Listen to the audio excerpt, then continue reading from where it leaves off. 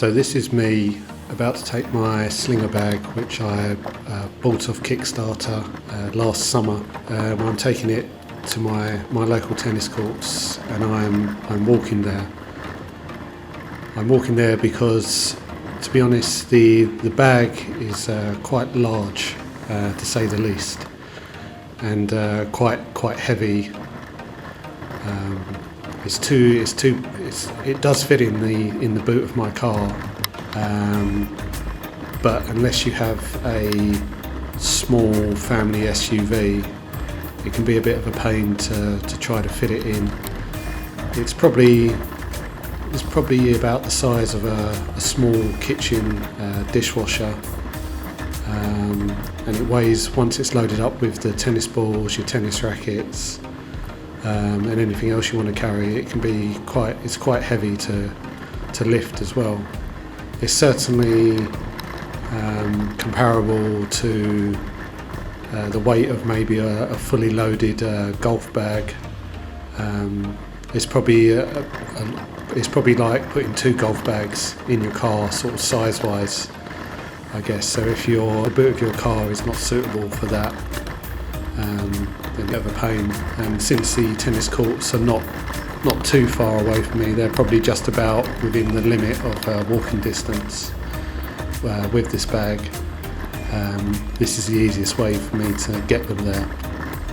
The walk probably takes me about 10 to 15 minutes, and it's a mixture of residential, street, tarmac, asphalt, if you like. There's quite a long alleyway which you can see me walking along now. Again, this is asphalt tarmac. It's pretty old and it's a bit lumpy in places. The bag copes with it reasonably well. The bag has two wheels that are probably similar to what you'd find on a set of rollerblades. They do absorb a lot of the impact, but this is probably about the limit of the walk you want to do with the bag. It rolls fairly easy. The telescopic handle that I'm holding, that's pretty sturdy. It doesn't really flex or twist. Overall, the bag is a bit like pulling a large suitcase. So if you're used to doing that, then you've probably got a good idea of what this feels like. The bag's quite easy to manoeuvre. In terms of storage, there's plenty of room inside to carry a number of tennis rackets, all the balls that you're going to need. As you can see on the side, you've got the ball collecting device strapped to the side. This seems to stay in place fairly well.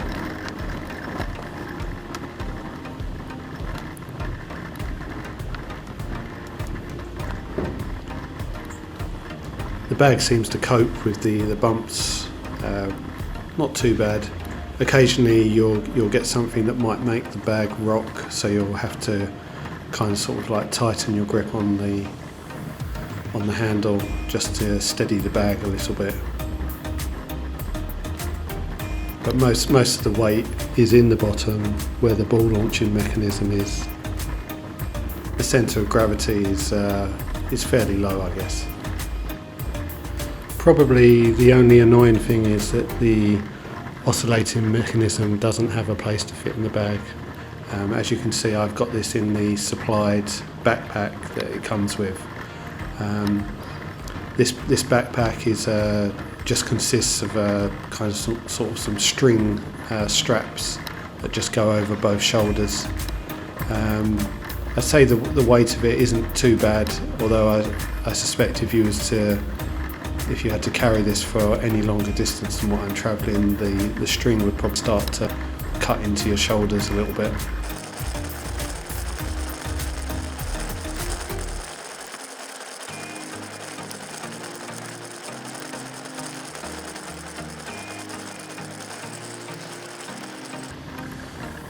We're now turning onto a main street. Along here we have a couple of curbs to negotiate. where we've got some intersections of road. Also the pavement kind of sort of slopes towards the road, I guess to allow for rain runoff. The bag does tend to kind of sort of track towards the road a little bit, and so you kind of have to grip the handle a little tighter to steady it. Also, you'll notice as we went down the curb, the bag wobbled a little bit again, just gripping the handle a little bit tighter seems to steady it.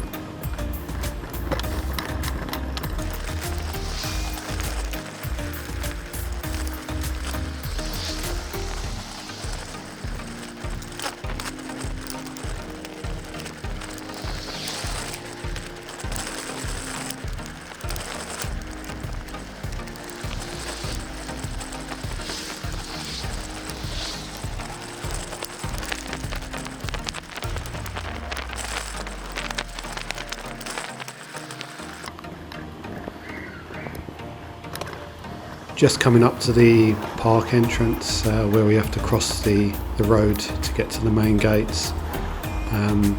Crossing has like a textured entrance and exit for people with sight conditions.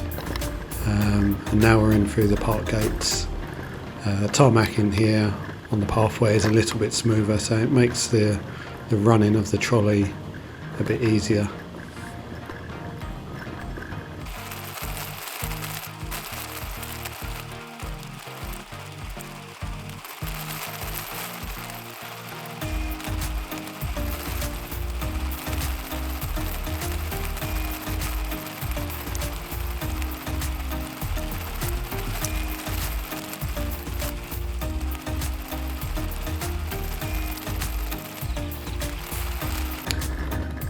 Now just approaching the tennis courts where we can continue the rest of the review on the Slinger Bag.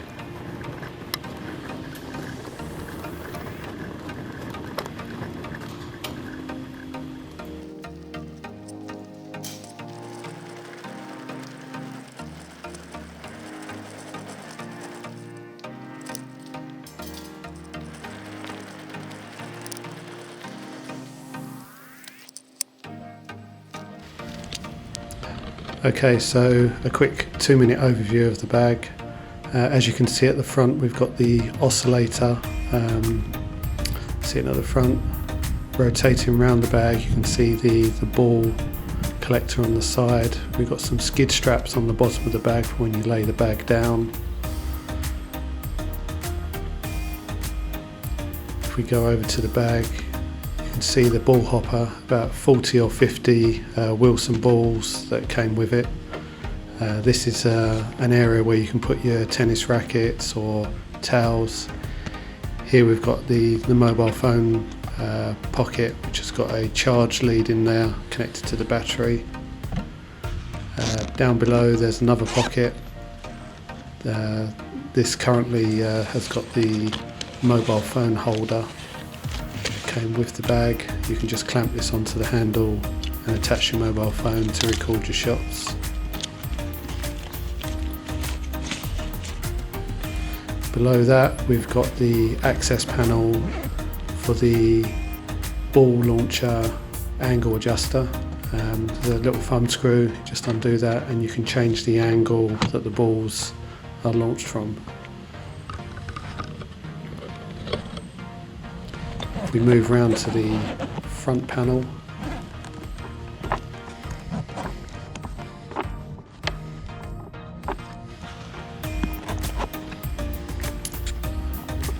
Open up the panel and here we've got the speed controls for the ball launcher.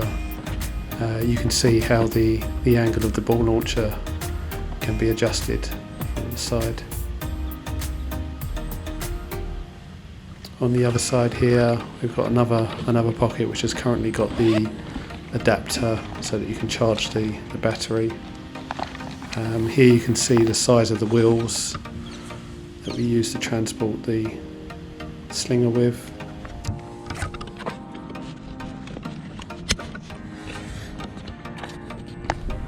So let's see how the Slinger Bag works. Here I'm using the oscillator, so I press the lower button on the remote control to switch that on, and then I press the top button to start the ball launcher. It takes a few seconds for the ball launcher to spin up to speed before it starts firing the balls. You'll hear a beep just before it's going to start the first launch. As you can see, the bag is moving from side to side. I find this mode really good to get you warmed up and get you moving around the court. The best place to put the bag in this mode is usually just behind the tee on the opposite side of the court. This means that the ball roughly bounces on the serve line when it reaches your side of the court. As you can see, I'm moving from side to side. Usually gets probably like 2 or 3 balls per side before you have to switch to your backhand or switch to your forehand.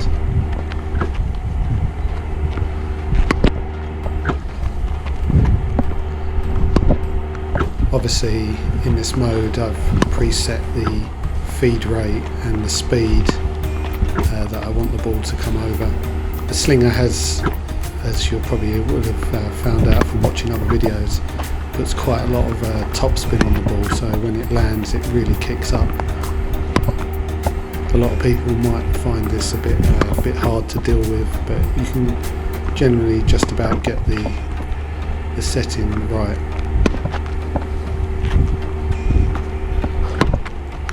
I usually let the Slinger run through the 40 or so balls. Probably could do with getting another 40 in there, I think. Maybe that's something I'll purchase at a later date. But yeah, anything less than 40 balls at a time, I imagine would probably get a bit tedious, having to keep stopping and going around the court, picking up all the balls, then putting them back in and starting again too many times. Also, if you're the kind of player that hits quite a lot of balls into the net, you probably don't want too many balls on your side of the court whilst you're running around. It's also a kind of a good idea to pick a court where you've got some fencing around the court area.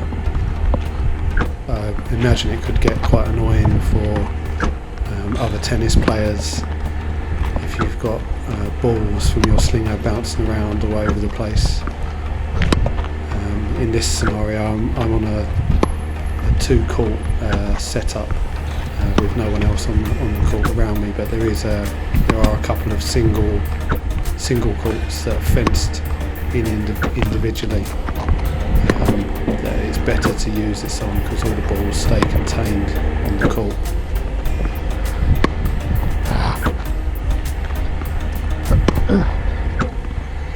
Using the settings I have, I usually probably get about 4 to 5 minutes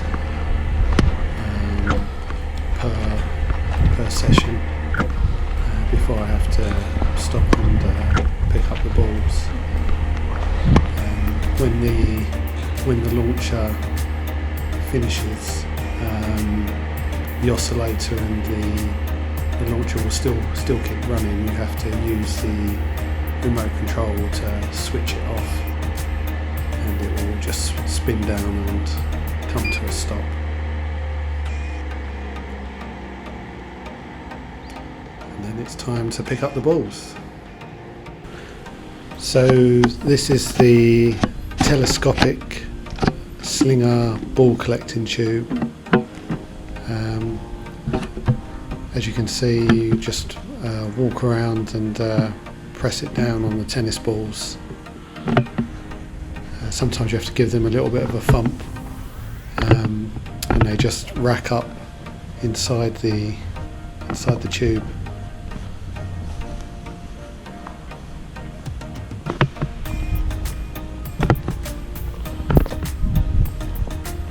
probably have to go, if you use up all the tennis balls that came with the Slinger, you probably have to go around the court, I'd say probably around about 4 times to collect up all the balls.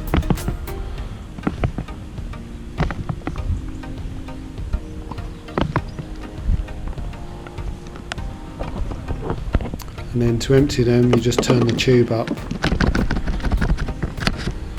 down and empty them out into the hopper.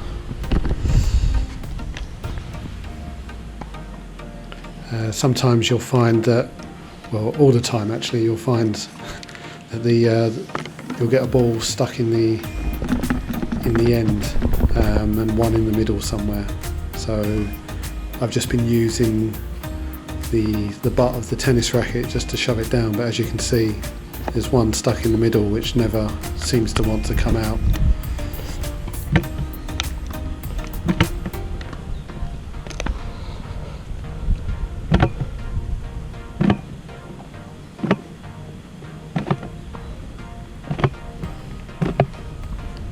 I've not used another brand of tennis ball collector, so I couldn't really comment on whether this is easier or harder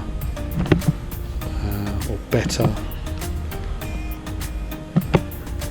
It seems to do the job fairly well. It does weigh a reasonable amount. The plastic feels a bit like a piece of downpipe.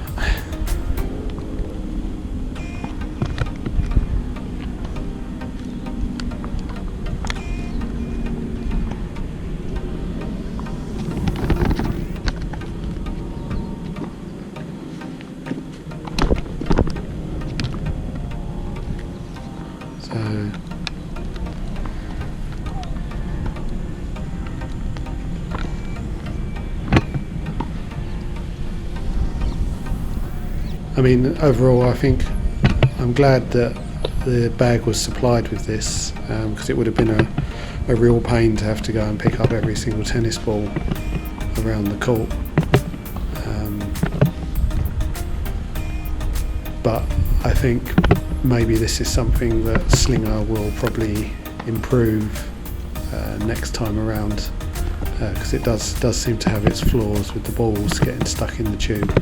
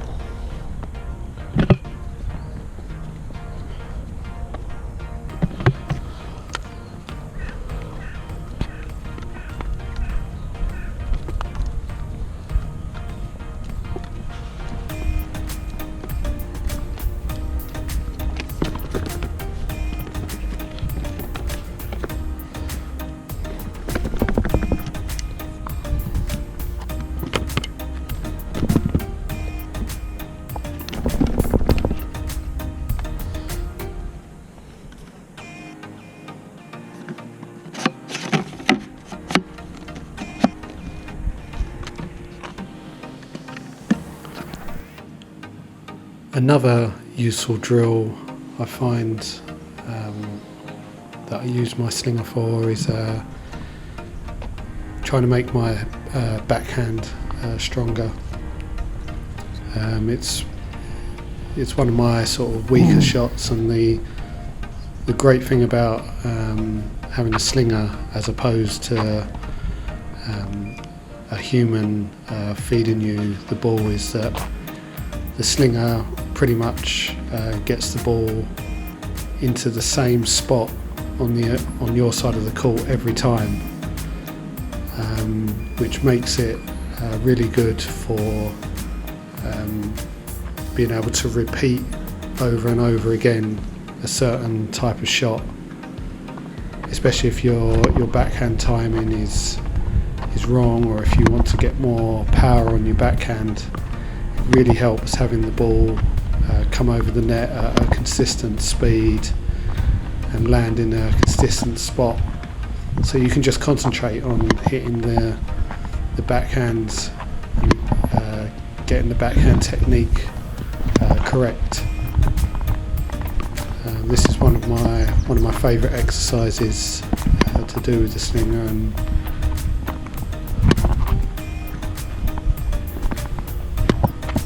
as you can see, the ball's just coming over the net, landing just on the corner of the service line on the backhand side, and I'm not really moving too much from the spot where I'm stood.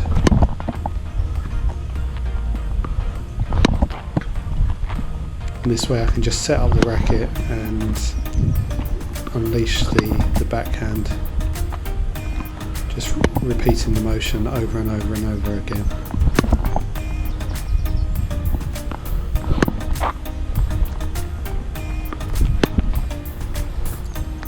A good thing to note about the Slinger is that the battery life of the device is excellent.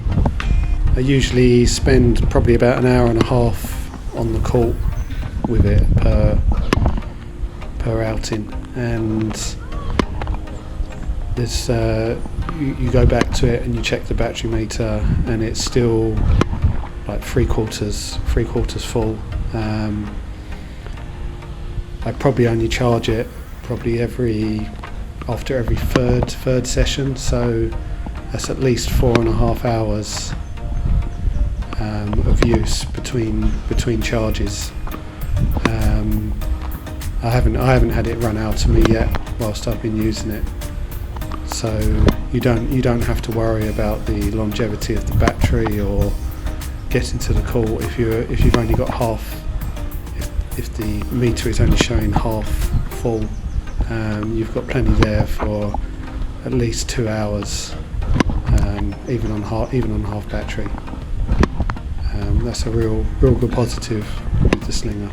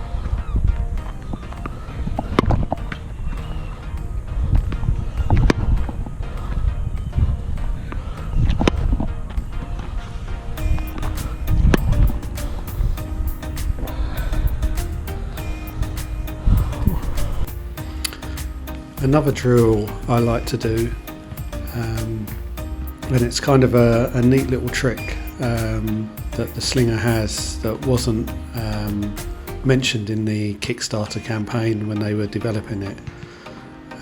It was something that they only added or gave you the ability to do once the device had been sent out to everyone, and it's the ability to feed you balls so you can practice your serve. It's really easy to set up. All you have to do is just turn both the feed and the speed dial down to their lowest settings, place the Slinger on the outside tram line, and just stand near the centre of the back of the court and start the device as normal, and it will just feed you balls in a steady rhythm, so you can practice your serve one after the other. It really is a good bonus feature to have, and one that I regularly use.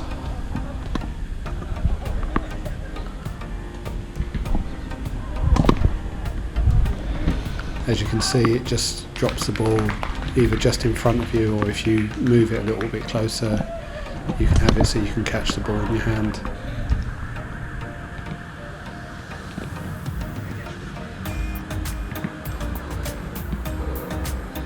To sum up my overall experience of the Slinger now that I've had it a year, I think it's an excellent device to have if you're really into your tennis and you want to improve your game. It really enables you to focus on the shots you want to improve, because you get a consistent ball fed to you. It's pretty easy to transport around. It's not that portable in terms of putting it in your car or storing it at home. It really does dominate the space that it lives in, and if you only live in a small flat, it will take up quite a sizable portion of room. It's the kind of device that you'd have to put in your shed, or have a large cupboard to put it in. You really wouldn't want it in the middle of your dining room or living room, as it would really take up quite a lot of space. It was well worth the £300 investment that I paid for it on Kickstarter, especially as it came with the oscillating table, a load of tennis balls, and the ball holder, which I hadn't. None of these accessories I'd pledged for. And having now used them, they're all definitely essential to getting the best out of the device. Each accessory makes using the device a lot better in a lot of different ways. Gives you more versatility in what you can do and how much fun you can have with it. So if you get the opportunity to get one, then I'd definitely recommend that you get the whole kit, basically. That would be my best advice. That's it. Hope you've enjoyed the review and it's not been too long. So please feel free to leave some comments below or questions. And if you'd like to know what equipment I use to make this video, the types of cameras, I've included some links in the description below, so feel free to click on them. Hope you enjoyed it. Please remember to like the video and subscribe. Thank you.